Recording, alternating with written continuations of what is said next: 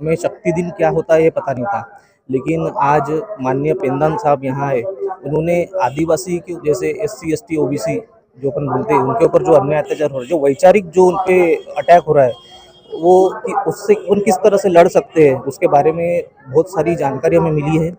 और आज अब हम देख सकते हैं कि जैसे कुछ दिन पहले हमारे गोंदिया के जो इंजीनियर है आदिवासी समाज से जो आते हैं, उनकी रहस्यमय तरीके से उनको अगवा किया गया और रायपुर छत्तीसगढ़ से वो बेशुद्ध अवस्था में मिले। तो उसके ऊपर भी ज़्यादातर जांच वगैरह नहीं हुई है। और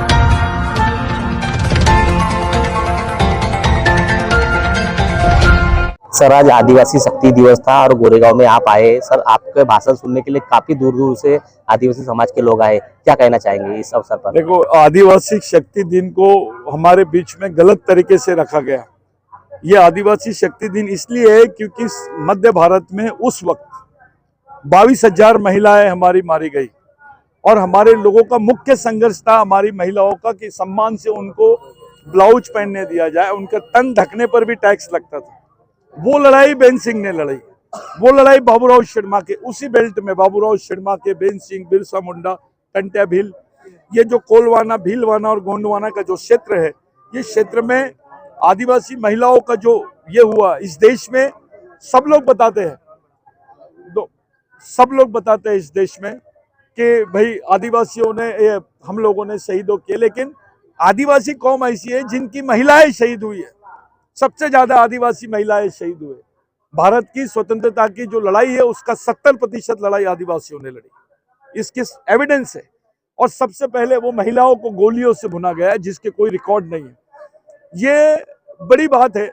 और उस वक्त यहाँ का OBC, यहाँ का SC, यहाँ तक का यहाँ का ब्राह्मण भी, जो प्रगतिशील ब्राह्मण था, वो भी इस लड़ाई में कूद गया था, क्योंकि ये लड़ाई मानवीय स्वाभिमान की लड़ाई थी, ये मानवीय जीवन की लड़ाई थी, मानवीय अधिकारों की लड़ाई थी। और बेन सिंह को गवर्नमेंट ऑफ महाराष्ट्र ने, गवर्नमेंट ऑफ छत्तीसगढ़ ने, गवर्नमेंट ऑफ मध्य प्रदेश ने उनके गैजेट में जिस तरीके का सम्मान देना चाहिए था उनको, वो सम्मान नहीं दिया। आदिवासी शहीदों का जो इतिहास है, वो इतिहास को दबा के रखने का एक षड्यंत्र चल रहा है। और उसी चीज को जागरूक करने के लिए हम लोगों ने यहाँ पर बिरसा ब्रिगेड और बाकी हलबा हलबी संगठन के लोगों ने संयुक्त रूप से इस कार्यक्रम को रखे। ये लड़ाई आज भी हमारी वही है जो पहले थी।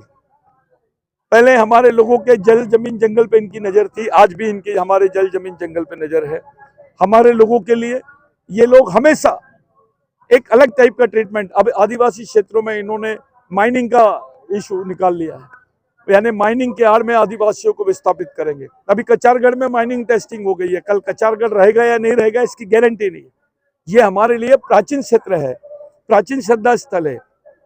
और ऐसी तकलीफों के बीच में ऐसी बहुत सारी प्रॉब्लम्स हमारे बीच में, यहाँ जंगल में वन अधिकारों का प्रश्न है, हमारे जंगल में शेर घुस रहे हैं, हाथी घुस रहे हैं, हमको विस्थापित करने का प्रश्न आ रहा है।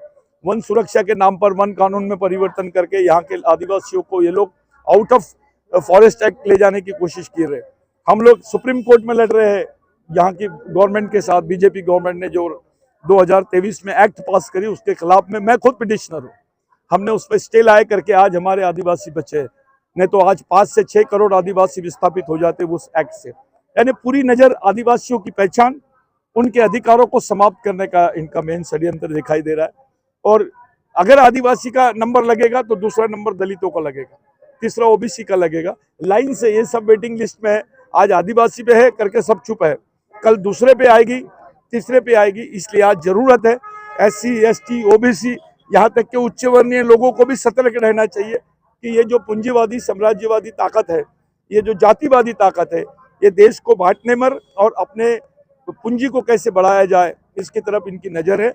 सभी समाज के लोगों को सतर्क होने की जरूरत है और उसी सतर्कता अभियान के अंतर्गत हम लोगों ने इस कार्यक्रम का आयोजन किया। और मेरी उपस्थिति एक सैनिक के रूप में, एक कार्यकर्ता के रूप में हमारे समाज के बीच में थी। और मैं सभी समाज बांधवों से विनती करता हूँ कि आदिवासी इतिहास को केवल आदिवासियों तक मत देखें, क्योंकि आदिवासियों का इतिहास ही देश का वास्तविक इतिहास है और उसको भुलाया जा रहा है। अभी किताबें प्राचीन भारत का इतिहास नहीं पढ़ाया जा रहा है, आधुनिक भारत का इतिहास निकाल दिया इन्होंने। प्राचीन भारत की किताब IAS IPS MPSC के लिए रेफर होती थी पहले, अभी ये लोग आधुनिक भारत और मध्ययुगीन भारत का इतिहास पढ़ा रहे हैं। ये षड्यंत्र है ताकि आदिवासियों का इतिहास यहाँ के मूल निवासियों का इतिहास, यहाँ के वास्तविक भूमालक शेतकरी कामगार मजदूरों का इतिहास छुपाया जा सके, इसके पीछे का एक बहुत बड़ा षड्यंत्र है। हम उस षड्यंत्र का पर्दाफाश करने के लिए एक जातीय जनगणना खुले रूप से देश में होना चाहिए, जहाँ आदिवासियों के अधिकारों पे बात होनी चाहिए, आरक्षण की स्पष्ट भूमिका क्लियर होनी चाहिए। ये सब चीजों को लेकर ये जन जागृति का कार्यक्रम था। मैं आज के दिन जो शक्ति दिवस है, शक्ति दिवस यानी प्राकृतिक दिवस, सांस्कृतिक दिवस, आदिवासियों का कोई धर्म नहीं है। जब यह धर्म पैदा भी नहीं हुआ था तब से आदिवासियों की संस्कृति रहती है, या भगवान भी पैदा नहीं हुआ था तब से आदिवासी की संस्कृति थी। तो वास्तविकता में इस संस्कृति का संरक्षण यानी भारत की वास्तविक संस्कृति का संरक्षण है, और शक्ति दिवस यानी वास्तविक भारतीय शक्ति दिवस है। इसको भारत के लिए, पूरे भारत का आदर्श है ये, इसको पूरे भारत भर की महिलाओं के लिए, किसी भी धर्म संप्रदाय की रहे, ब्राह्मण रहे, कोई भी समाज की महिलाएं रहे, इस प्रेरणा से, क्योंकि एक महिला का सम्मान सबसे बड़ी चीज होती है। ये जो आंदोलन था, ये आंदोलन अपना तन ढांकने के लिए, कितनी बड़ी बात है कि इस देश में कपड़े पहनने पर भी टैक्स लगाया जाता था, तो इससे शर्मनाक बात कुछ नहीं थी। ये शक्ति दिवस उसी आंदोलन को याद करने के लिए, उसकी वास्तविकता को समाज के सामने लाने के लिए हम लोगों ने आयोजित किया है। मैं सब लोगों को आज के दिन शुभकामनाएं नहीं, ये शुभकामना का त्योहार नहीं है हमारे लिए, उन शहीदों को याद करने का दिवस है।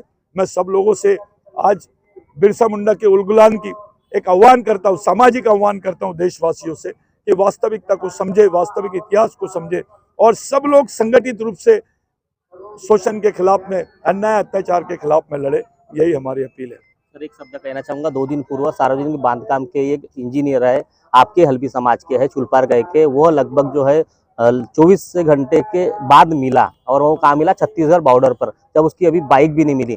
लगभग पुलिस अधीक्षक को निवेदन भी दिया, उसके बावजूद भी उसकी बाइक नहीं मिली है और जांच पड़ताल नहीं दिख रही है, ऐसी चर्चा है। क्या कहेंगे इसके ऊपर आप? ये पहली घटना नहीं है, इसकी जांच होना चाहिए, लेकिन जांच नहीं होगी। जांच होना चाहिए, सबको लगता है जांच होना चाहिए, लेकिन उसकी जांच नहीं होगी। अभी हसदेव में जो जंगल काट रहे, इसकी जांच नहीं होनी चाहिए, नहीं करेंगे। मणिपुर पे कोई बात नहीं हो रही, यानी आदिवासी क्षेत्र में आदिवासी व्यक्ति, वहाँ के लोग, वहाँ के नेटिव लोग, चाहे कोई भी समुदाय का रहे, सुरक्षित नहीं है। सर, इंजीनियर सुरक्षित नहीं रहेंगे फिर आप? मेरे को नहीं लगता कि ऐसे से इंजीनियर सुरक्षित रहेंगे।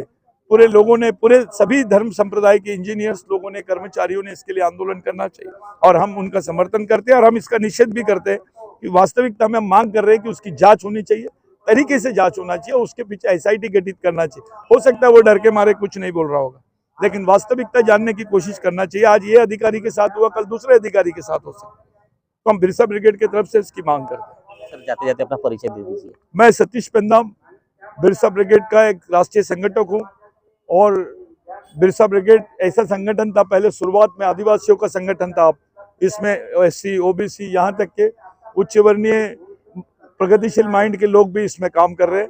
ये बिरसा ब्रिगेड के आंदोलन के मार्फत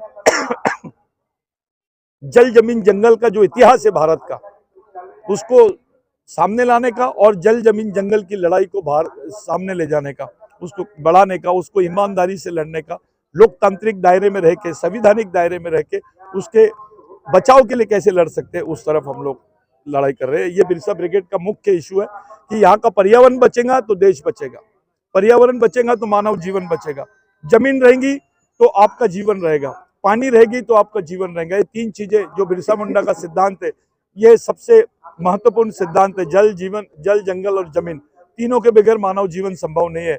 और विश्व के सभी साइंटिस्टों ने मान लिया कि अगर विश्व को कोई बचा सकता है इस ग्लोबल वार्मिंग से, तो आदिवासी संस्कृति ही बचा सकती है, आदिवासी जीवन पद्धति ही बचा सकती है।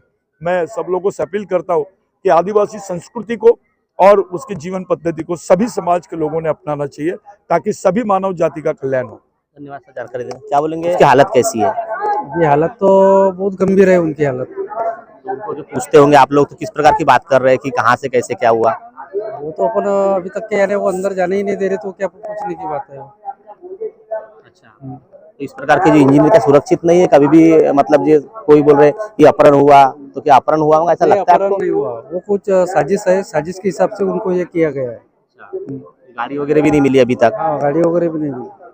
गाड़ी वाड़ी की चौकसी होना चाहिए कि नहीं होना चाहिए? होना चाहिए ना, प्रशासन ने करना चाहिए चौकसी उनकी। अच्छा, उनके विभाग की तरफ से आप लोग को सहायता क्या मिली अभी तक? कुछ भी नहीं मिल रही है वहाँ से सहायता। कर रहे करके बोल रहे हैं, लेकिन कुछ भी वहाँ से सहायता अपने को मिल रही नहीं है। क्या गुहार लगाएंगे आज के दिन? प्रशासन को दोषी मान के गुहार लगाना पड़ेगा, ऊपर लेवल तक के जाना पड़ेगा, मुख्यमंत्री प्रधानमंत्री तक के जो भी मतलब दोषी है इसमें कार्रवाई इसको होना चाहिए। कार्रवाई होना चाहिए।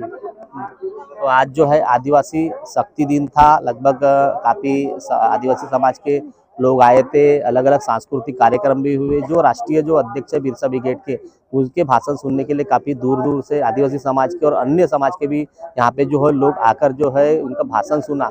लगभग उन्होंने एक जनजागृति के माध्यम से कहा कि आदिवासी समाज को जागने की गरज है, सभी समाज को जागने की गरज है, जिससे रुकना चाहिए। क्या बोलेंगे? आज आदिवासी शक्ति दिवस है, इस अवसर पर इस प्रकार कार्यक्रम लिया गया। सभी आदिवासी समाज के भाई बंधु को क्या आह्वान करेंगे? आज सभी समाज बांधव जो आए कार्यक्रम में, आज जो हमारा दिन था शक्ति दिवस करके, तो ये हम वो जो शहीद हुए शक्ति दिन मनाया गया, जो शहीद हुए उनके श्रद्धांजलि निमित्त ये कार्यक्रम था। और बिरसा ब्रिगेड के सतीश दादा पेंदाम आए और आज उनको सुनने के लिए आजू बाजू परिसर के बहुत सारे लोग उनको सुनने के लिए आए। और आज अपने समाज में एक आदिवासी समाज में एक ऐसी जन जागृति हो गई और सच्चा इतिहास उनको हमको सभी को पता चला। चाहता हूँ कि ऐसा ही सब में सच्चाई लोगों के सामने आ जाए और इतिहास कहीं ना कहीं हमारा दबाया जा रहा है। आज सतीश दादा पेंदाम की वजह से आज हमको इतिहास के बारे में जो ओरिजिनल जो सही में इतिहास है जो हुआ है हमारे साथ, वो आज हमको समझ में आया है। अलग हमारे जो मित्र पक्ष है सभी लोग आए और हमको कार्यक्रम सफल बनाए, इसलिए मैं सभी का आभार व्यक्त करता हूँ। जय हिंद। क्या बोलेंगे? आज आदिवासी शक्ति दिन है, काफी दूर दूर से आदिवासी समाज के बांधव आए हैं। किस प्रकार का आदिवासी दिन मनाया जा रहा है, कितने साल से मनाया जा रहा है? जय सेवा जय आदिवासी। मैं राहुल इल्ले, आदिवासी विद्यार्थी संघ अध्यक्ष, जिलाध्यक्ष गोंदिया का। यहाँ पे जो आदिवासी शक्ति दिन जो मनाया जा रहा है वो पिछले साल से मतलब मनाया जा रहा है, लेकिन इस साल हमारा कुछ मोमेंट ही अलग था। हमारे समाज के ऊपर में जो अत्याचार हो रहे हैं, जो अन्याय अत्याचार हो रहे हैं, उनको हमें जो लोगों को जागरूक करना था। और जो लोगों को जागरूक करने के बाद यानी हमने जैसे वक्ता बोले थे सतीश दादा पेंदाम और कुछ वक्ता थे, उनके माध्यम से हमारे समाज को, जैसे हम लोग शहर में रहते हैं, हम लोगों को पता नहीं कि आदिवासियों की संस्कृति क्या है। और आदिवासी लोग, इनकी संस्कृति जो है वो जमीन से पैदा होती है, जल जंगल जमीन के लिए जो हमारे लड़ने वाले जो महापुरुष है, इनके लिए हम क्या कर सकते हैं और उनकी विचारधारा हमारे कैसे मन में आए, इसके बारे में हम बात करते हैं। ये तो देखिए, आज जो आदिवासी शक्ति दिन मनाया गया और काफी आदिवासी समाज के बंधु आए थे। किस प्रकार का इतिहास है, किस प्रकार के आदिवासी के ऊपर अत्याचार हो रहे हैं, किस प्रकार की लड़ाई लड़ना चाहिए, यह लगभग जो है राष्ट्रीय अध्यक्ष बिरसा ब्रिगेड के आए थे, उन्होंने आज जो भाषण में बताया और लगभग सभी समाज जागरूक हो, ऐसा उन्होंने कहा है। महेंद्र लिल्लारे, न्यूज़ प्रभात मीडिया, गोरेगांव। अब आपकी समस्या तूफान की तरह सरकार तक। न्यूज़ प्रभात मीडिया।